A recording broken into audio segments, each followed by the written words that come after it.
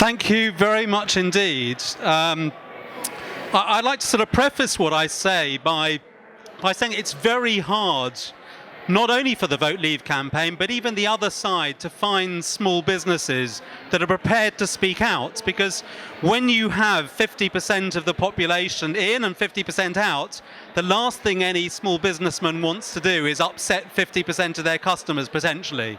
But this is much bigger than our business.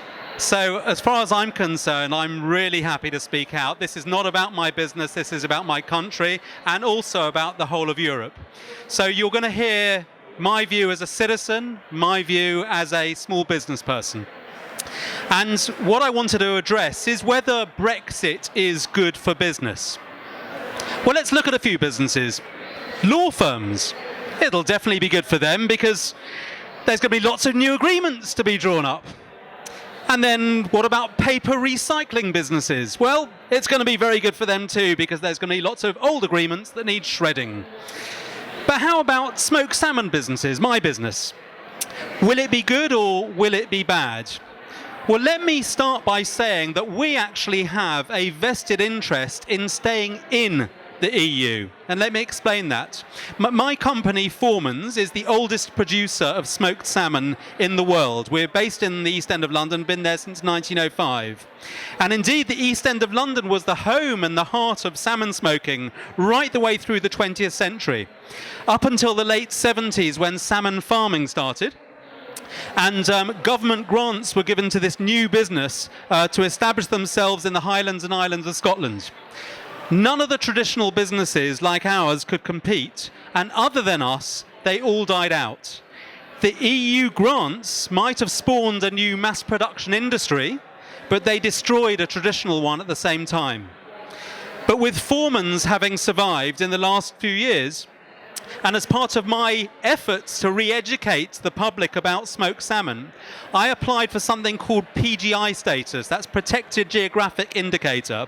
It's an EU accreditation, and it relates to businesses who produce food or drink and in a defined geographical location using a heritage method. So Champagne has it, Parma ham, Stilton, Melton Mowbray pork pies. They all have that status. And we have now achieved British government approval for it, and we're just waiting for rubber stamping from the EU. When it eventually comes through, London Cure Smoked Salmon will be the first ever London food or drink business to have achieved such status. If, of course, on the 23rd of June, we vote to leave the EU, the opportunity will have slipped away. So as you can see, we have a really good reason to want to stay in the EU. However, even with that prestigious award, I would rather leave. Not for the sake of my business, but for the sake of all businesses, and for the sake of the EU, of the UK, and for the sake of Europe itself. And quite frankly, I don't really need an EU certificate to tell me that Foreman smoked salmon is great and where it comes from. I eat it every day and I know precisely where it comes from. It's the hard work of my team, the determination to succeed, the entrepreneurial risks and judgments would have been taken by me and 3 former generations of my business's leaders that have led us to where we are.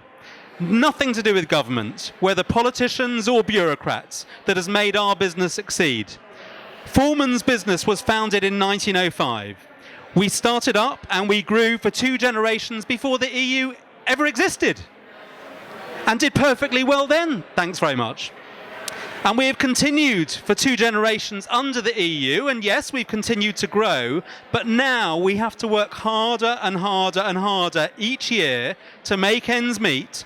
Not because of competition, because every year, every decision we take as a business is met with more and more stifling regulation.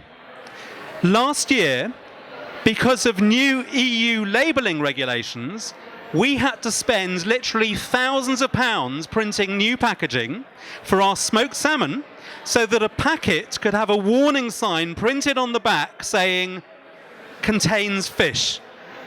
It's complete and utter madness. Maybe the EU should have a big warning sign over it. Contains nuts. Apart from the cost, the time-consuming nature of having to deal on a daily basis with a constant barrage of rules and regulations runs totally against the instinct of every entrepreneur who simply wants to get on and trade freely. Yes, I recognise that there have to be some rules to protect consumers, but contains fish? Oh, and the rules even go so far as to specify the font, the boldness, upper and lowercase lettering, and so on, with which the warning has to be printed. Last weekend I was interviewed on the BBC News about this, and a viewer, clearly a keen Romanian, I think we're calling them now, tweeted, rather shocking that a food producer like Foreman's should go on national news to say that food allergen labelling is a waste of money. Well, I tweeted straight back and I said, anyone that doesn't know that salmon is a fish has got far bigger problems than food allergies. Now, when we hear the Remain camp speak, it's always, if we leave the EU, this could happen, that could happen. We could be £3,000 per household worse off. World War III could break out. Isn't it interesting how all the coulds are negative? Very pessimistic bunch, aren't they? Well, first, let's deal with fact. Every week, Britain sends £350 million to the EU. That is fact. No could or couldn't about it. OK, so we get 170 million back, I hear you cry. But when I was at school, £350 million was bigger than £170 million. So I reckon that's a bad deal. But that's only part of the story. The regulations that British businesses have to face cost an estimated £600 million per week. And that's a figure calculated by the respected Open Europe think tank, which is an organisation that is neutral in this referendum. £600 million per week on regulations. That is more than 3 times as bad as the net cost that everyone keeps talking about. But what's desperately unfair about this is that only 6% of businesses in Britain actually export to Europe, yet all 100% have to face these burdensome regulations and red tape. So why is the EU so regulatory? Do bureaucrats just sit in their gleaming towers every day, staring out of the window for inspiration as to what new rules they can dream up? No. They're lobbied by big business, which comes up with new rules to protect their businesses and create barriers to competition and disruptive new businesses which might be a threat. And this anti-competitive practice is definitely not good for business. And one of the reasons I believe that the EU has failed to grow as fast as the rest of the world. Indeed, in the last decade, as Dan Hannan said, there are only 2 continents on this planet which are the same size as they were 10 years ago. Europe is one, Antarctica is the other. Do you remember a few weeks back when the 36 FTSE company chiefs wrote to one of the papers saying we should all remain in the EU? Well, between those 36 companies, in the last year, they had spent 20 million euros lobbying the EU bureaucrats. Probably assisting in the Brussels restaurant trade, I hasten to add, but not with our smoked salmon, sadly. But in the same year that they'd spent 20 million euros lobbying the EU, they had received between them 120 million euros in grants. So of course those chairmen think that the EU is wonderful. What a great investment, 600% return. But it all sounds like a very smelly racket to me. And quite frankly, what I think is really disgusting about it is that when taxpayers across the EU are struggling with austerity and trying to make ends meet, 36 of the world's most successful businesses are getting handouts funded by the hard-pressed taxpayer. It's totally outrageous. And there's been a lot in the media recently, and we complain about multinationals avoiding tax. But this is even worse. We're not dealing with companies here refusing to pay into the pot. These ones are actually dipping their greedy hands in and taking money out of the pot. If a business can't succeed on its own merits, frankly, it shouldn't be in business. Ah, yes, But what about access to the single market? 500 million people on our doorstep. That's what they tell us. Well, the first thing about that, the 500 million figure is sort of wrong, because 70 million people in that 500 are living in Britain, and more each year, but that's another story. So the Remain camp are always over-egging their figures by at least 15%. Then let's just look at the trade. Now, I was recently debating with someone from the Food and Drink Federation, so I decided to do some research on British food exports, and this is what I found.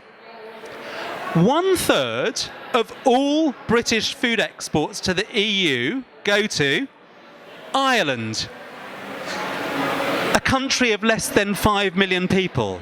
So 33% of all our exports to the EU go to a country that only has 1% of the EU's population. The fact is, we've always traded with Ireland, and we always will do. But what does that really say about the rest of Europe? How welcoming are they to our products and services? Well, from my own experience, not particularly welcoming. We do far more business exporting to the USA, despite American customers having to pay 5% duty on our smoked salmon, than we have ever done in Europe, despite there being no tariffs at all. And we find it much easier to do business in the US than in France or Germany, let's say.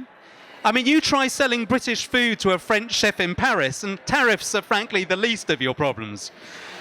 And the whole tariff argument is a complete nonsense on so many grounds. First, let's take a look at currency. So since the euro came into being, the pound has fluctuated against it from 108 to 170. That's a 65% fluctuation. So even if we had tariffs at 5 or 10%, that's nothing compared with the total price variable resulting from retaining our own currency. And I'm not suggesting we join the euro, but I'll come on to that. Secondly, there's the fact that the EU sells a lot more to the UK than we buy from the EU. So it's not in their interest to introduce tariffs and have us do the same. The whole point about trade is that when one party buys and the other party sells, it's in both parties' mutual interest to do so. Stifling this harms both parties. So if the EU chose to punish us, which does sort of beg the question why we'd even want to be a member of a club that thinks in those terms, but if they did try and punish us, well, they'd be self-harming. Thirdly, let's say they did introduce tariffs and we matched them. Well, then to the extent that trade did continue, perhaps at a slightly reduced pace, our government would actually raise additional revenue from those tariffs, which might allow us to reduce our own internal tariffs on goods sold within the UK. And I refer here to VAT, which is effectively a tariff on the sale of goods in the UK, which we seem to be content to live with. Over the years, VAT has increased from 8% to 15% to 17.5%, and now sits at 20%. If tariffs are so destructive to business, as the Chancellor would have us believe, maybe we should be thinking about reducing VAT back down to, say, 15%, which he could do single-handedly without permission from Mr. Juncker. The George Osborne scare that the effect on our economy as a result of tariffs would be catastrophic, in his words, if we left the EU is of course complete and utter nonsense. Our economy didn't collapse when VAT increased, and that affected far more goods and services than we import and export into the EU. But let's just say we did purchase fewer German cars and fewer Italian shoes and fewer French wines as a result of tariff barriers. Well, this might actually induce us to buy British a little more. And how harmful would that be to our economy? English sparkling wine is delicious. I drink it all the time. Now, I'm not suggesting that tariffs would be a good thing, far from it, but I don't believe they are anything business should be afraid of in the self-defeating scenario that they might be introduced. Business has far bigger challenges to deal with: producing great products, offering superb services, recruiting good staff, raising funds, getting paid, finding new markets, the normal day-to-day routines of any business operation. In the last few years, all the inquiries we have received about our products have come from outside the EU, from China, India, Ukraine, Taiwan, Azerbaijan, Dubai, Qatar. In fact, I can barely think of one inquiry we've actually received from Europe. And that's because geography just doesn't matter anymore. When we joined the common market, it was very helpful and relatively easy to build trade links with your neighbours. Being close by, it was relatively easy to hop on a plane or a ferry or even a hovercraft and go and visit your clients or potential clients in the hope of striking a deal. Being close by also meant that shipping costs were lower, and so the likelihood of successful trading relationships were better.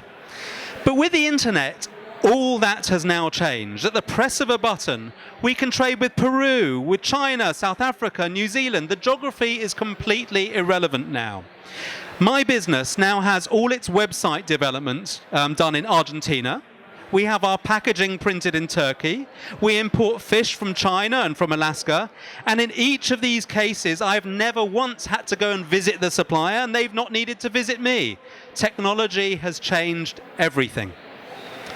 Now, technology and indeed communication is really the key to success in the 21st century. It's not relying on some huge, cumbersome bureaucracy which takes decades to negotiate rules and sign trade deals. And it's hardly surprising. If you want to get a decision made, I cannot think of a worse way to do it than sit in a room with 27 other people and trying to get them all to agree with you. Worse still, though, when all those 27 people are politicians and bureaucrats, unless, of course, they're all Priti Patel and Dan Hannan. Take Heathrow. We've been debating this for 20 years and we still can't make a decision. There are 3 options on the table: Heathrow, Gatwick, Boris Island, maybe it'll be Sadiq Island, I don't know. But the worst option of all is not making any decision. No business person would do that. They would make a decision, they take advantage of the positives, they deal with the negatives, but politicians and bureaucrats are hopeless at decision making. And the more they're out of our lives, as far as I'm concerned, the better. Just look at the growth of companies like Facebook, Amazon, and Google. In little more than a decade, these businesses have grown to be the size of some countries. Between the 3 of them, in 2005, their joint revenue was equivalent to the 56th largest country on the planet. It's because they're flexible, they're nimble, they challenge the old ways of doing things, which is where the EU is still stuck. And it's a world where so many leaders are happy to be stuck. And you have to think why. And it's because they have reached the top of their respective trees and they've got nowhere else to go.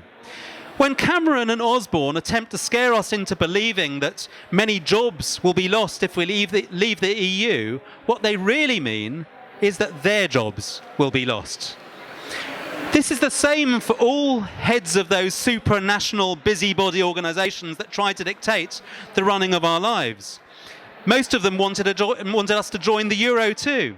Of course they don't want change. They're very happy with their highly paid nannying jobs. So who does want change? It's people like those that have spoken here over the last 2 days. People who are not satisfied with the status quo. And by and large, that means people who are ambitious to progress and improve their lives and the lives of their fellow citizens in Britain and in Europe. Movers and shakers. Real leaders, not professional managers. You can't move or shake very much if you stay put. Moving means, well, leaving. When I speak to friends, and some still want to stay in despite my constant badgering them, although I must say one by one they're slowly coming across the fence, they tell me, and I hear this quite a bit, they say, our hearts want out, but our brains stay in. Well, apart from the fact that it's really important to have your heart and your brain in one body, the only thing holding them back right now is the fear of change, which the Out campaign has tried so desperately to instill in each and every one of us. Well, I don't believe in fear-mongering. Fishmongering, yes. Fear-mongering, no. But let me say something about change. because it's an area I have plenty of experience of, and I even lecture to MBA students at London Business School on their Managing Change programme. Change happens every day of our lives, but it's small, incremental change, so we don't notice it, and we feel comfortable with it. But what happens is that after 20 or 30 years, we look back and we think to ourselves, how on earth did I allow myself to get into this situation? Big change, on the other hand, provides decisive opportunities. Some of you may be aware that about 10 years ago, my own company was forced to relocate to make way for the building of the Olympic Stadium. And if you haven't heard, don't worry, I've just written a book about it. It's going to be published in a few months' time. And it's how we dealt with government corruption and government incompetence. But even before that catastrophe befell us, in the few years prior, we had a fire which burnt down 2/3 of our factory, our smokehouse, and we had a flood which put the newly refurbished smokehouse 3 feet underwater. Now, in each and every one of those disasters, they were existential threats to our business. But in each case, rather than going off into the corner and just sulking and crying and pretending the thing had never happened, we were able to track down the silver lining under the cloud and grow as a result. And that's because big change allows you to do that. It allows you to take and make significant decisions and reevaluate your entire situation in a positive way that normal day-to-day things just never allow you to do. Leaving the EU provides Britain with such a prospect. This is a once-in-a-lifetime opportunity for Britain to step back and reevaluate its position positively and confidently in the world in the 21st century. Leaving the EU provides a really positive vision for Britain, and we must not miss this once-in-a-lifetime opportunity. We don't need the EU to survive. We thrived as a nation for centuries beforehand, and we'll continue to do so in the future. So when you hear criticisms made of Brexiteers that we're stuck in the 1950s, little Englanders, they say, afraid to modernise and wanting to turn the clock back, nothing could be further from the truth. It's the EU that struggles with change as it tries to protect existing powerful interest groups and supranational bodies, as it resists disruptive technologies, as its unwieldy structure simply decelerates the pace of any form of decision-making to standstill. In my own case, I've had to wait 18 months just for the EU to rubber stamp that British government decision to award us PGI status. It really doesn't need to take that long. Bang, that's all they need to do. 10 seconds, not even that. Brexiteers embrace change. Hence, we want to leave. We're fed up with bureaucracy and the nanny superstate. We have fire in our bellies, and now we want to make the greatest change of all and leave. In Britain, we have already more Nobel Prize winners than any other country in Europe. We're world leaders in so many areas, from finance to food, arts to science. Picture the world in 2050, when British design robots and British technology like graphene, which is going to revolutionise so many of the world's products and processes, take hold. We are big enough and brave enough to lead from the front, not trapped by others who usually follow and actually slow us down. Historians will look back in bemusement at these strange, artificial, unlamented institutions like the League of Nations and the Soviet Union and the EU, and they'll wonder why we ever allowed them to continue to rule our lives for so long. But there is another reason to leave, and for me, this is actually the biggest reason of them all. It's the single currency. I am of the view that this dysfunctional currency is a disaster for the whole of the EU. And I know people say, well, why should we worry? We're not in it. But what a hypocritical stance that is. If we know that the currency will be a disaster for us, how can we sit there quietly, allowing our friends to continue on the road to ruin without helping them steer another course? And if they don't listen, why would we want to be a member of a club whose entire economy is built on a fundamental economic principle of a currency union which we think is a disaster? There are two main problems for the currency which are bad for business. The first is that by tying every country into a currency union means that poorer countries all have to suffer with a currency which is overvalued and makes it harder for them to export, and indeed makes imports from those countries artificially expensive. But for Germany, it's wunderbar, because they, as the workhorse of Europe, have a currency which is artificially undervalued and makes their exports too cheap. Can you imagine if Germany went back to the Deutschmark? Its currency would probably appreciate overnight by, I don't know, perhaps 40%. And suddenly, British cars would seem so much more competitive compared with BMWs and Mercedes, not just in Britain, but anywhere in the world where we compete to sell our cars across the globe. And it will be the same in every other industry too. The single currency gives Germany an unfair advantage. And of course, that's why they love it. Yes, rates were agreed back in 1999 when economies joined the euro. But you can't just take a snapshot and hope that that rate is going to remain applicable forevermore. Economies are dynamic, and they need the flexibility of floating exchange rates to keep them in balance at all times. But the bigger danger for the single currency is where this is all going to lead. You see, without the flexibility of floating exchange rates, the only hope of keeping things in balance is to have the richer countries, i.e. Germany, making handouts to the poorer countries. But this creates a dependency culture where there's no incentive anymore for the recipient countries to become competitive. Hence, you have massive youth unemployment in Spain, Portugal, Greece.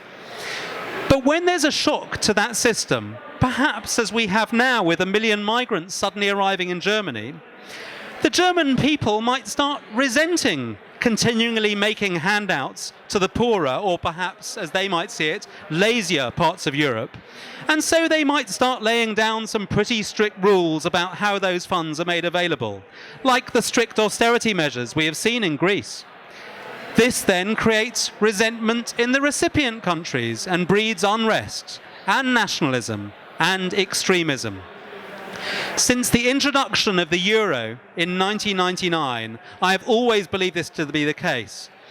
And now we are seeing this very thing being played out. We have the most significant rise in extremist parties in Europe since the end of World War II, and this is under the EU's watch. I wasn't planning to bring Trump into my speech, except to say that long-term, economics always trumps politics. Our Prime Minister believes that leaving the EU might lead to World War III. Personally, I think the dangers are far greater the other way round. The longer the dysfunctional currency continues, the more strife, the greater the risk of chaos, a Greek invention, and the greater the risk of war. And despite us being out of the single currency, dangers in Europe will draw us in by their gravitational pull, as indeed dangers in Europe have always drawn us in previously. We cannot change the EU from within. Our influence has become smaller and smaller as each new country joins. Sometimes the only way people listen to you is actually when you leave the room and show you're serious, and I believe that it's come to that point. Our leaving will empower the people of Europe who share a positive vision of freedom and free trade across the entire globe to follow our course and rise up against the unaccountable, undemocratic, corrupt and faceless leadership, I use the word loosely, and this 20th century experiment can finally come to an end. The label on the Brexit is good for business. Britain is a very entrepreneurial nation. Our people are innovative. And if we were freed from the shackles of EU bureaucracy, I know we would thrive. I often hear people say that the 20th century was America's century and that the 21st century will be China's century, although it's a given. There's not a hope stuck in the EU mud that it'll be Britain's century. But removed from the burdens, I have little doubt that this could be Britain's century, as it was in the 18th and 19th century. We're a small island with a few natural resources, but we have energy in our people. We just need to take control, unbolt the door, go out there and get it. Thank you. Yeah. I'm happy to take a few questions. I'm a businessman, not a politician, but I will do my best. If there are any questions, of course.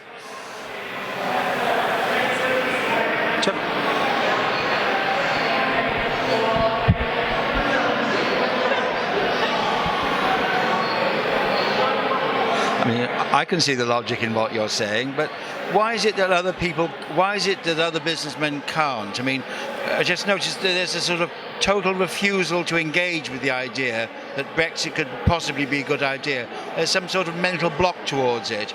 It's as though they've been conditioned in some way. It's very. I've noticed that it's not a question of on the one hand or the other hand.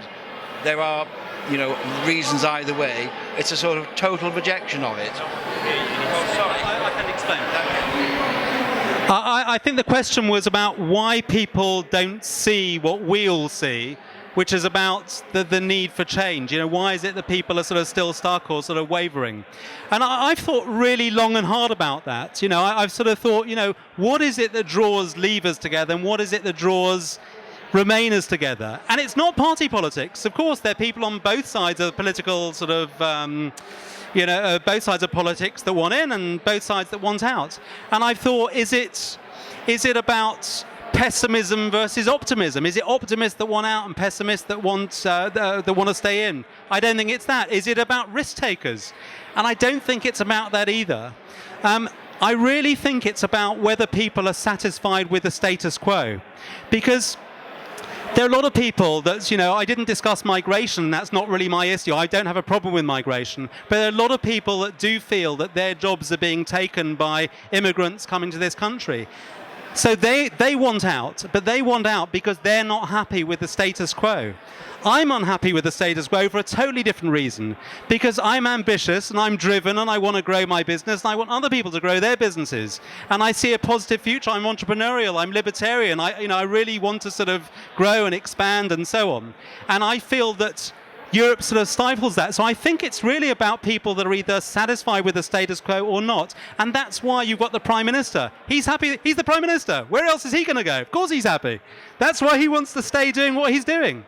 So I think that's sort of is sort of my analysis. It's just about whether people are happy with the status quo or not. But I think that there's another interesting point. This is something that I sometimes say to the MBA students. People are afraid of change. It's a natural instinct.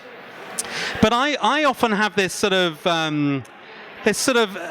it's a thought that I have, and it's sort of an analogy that I think sort of works for me whenever I'm trying to make a complicated or difficult decision. You often find that in life, whether it's your personal lives or your business lives, you're standing at a crossroads, and you have to decide, do I take the road ahead or do I take the road sideways? And when you're standing at that crossroads, the road ahead always looks fraught with danger and difficulty because it's ahead of you and you can't quite see what's going on. The sideways path always looks pretty easy. The thing is, when you're standing at the crossroads, of course the risks are going to look worse than they are, because as you start heading down that road ahead, you deal with all the things that need to be dealt with. So the risks look worse from this perspective than when you actually start heading down that route. But the fact of the matter is, if you don't move forwards, you cannot progress. You can only progress by taking some risks. That doesn't mean you need to be reckless, but that's the only way you can progress in life. We must sort of shake off this fear of change, because actually, in my experience, change is a wonderful thing, and big change provides such amazing opportunities for us. Any other questions? Yeah. So I've heard people use the argument that if we leave the EU, then we pull out of the human rights agreement, and I know something that Tories don't like very much. But where's your stance on that? What's your view on what happens to the human rights agreement if we leave the EU? Well, I've been asked about human rights, which is not something I particularly have a view on. I'm coming at this from a business perspective. But, what I would say is that the less interference the EU has in our lives. Just from what I know about the business world, all the interference is negative interference. And the less interference that the EU has in our lives, the more freedom that we have to make our own decisions, the better it has to be, as far as I'm concerned.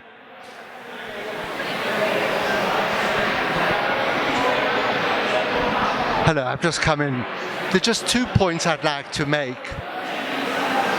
The first is that if we vote to leave, we will be going into the unknown. The future will be unknown.